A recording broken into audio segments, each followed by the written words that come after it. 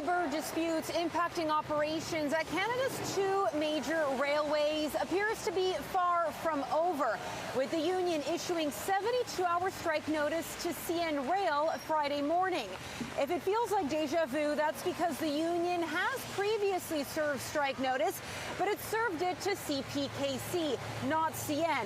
A reminder, there are two separate labor disputes. One the union has with CPKC and one it has with CN. Both disputes saw both railways lock out workers earlier this week, halting train traffic and prompting the federal labor minister on Thursday to ask the Canada Industrial Relations Board to impose binding arbitration.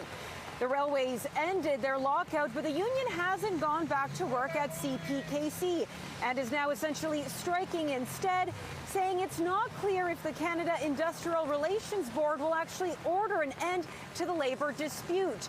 We are near some rail lines in Surrey where the union and workers held a rally. The NDP leader stopping by the rally to show his support to the workers. And he also expressed disappointment in the federal government for intervening in the labor disputes. And this is a fight for all working people, because your questions of safety and security, to be safe at work, first of all, that's your right. That should be enough. Just to be like, you should be able to be safe at work. You shouldn't be fatigued at work. You shouldn't be working crazy hours or unsafe. That should be enough. But beyond that, and this is a message to the Canadian public, if workers aren't safe, what do you think that means for our railways? If workers aren't safe, what does that mean for communities that have rail lines going through them?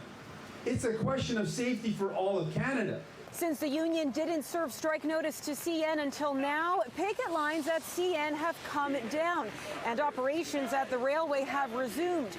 But with the strike notice issued Friday morning, workers could be off the job again by Monday morning.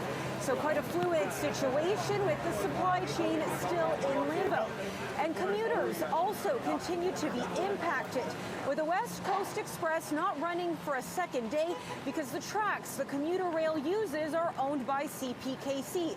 TransLink offering buses instead. The union and railroad officials met with the Canada Industrial Relations Board on Thursday, with more meetings on Friday.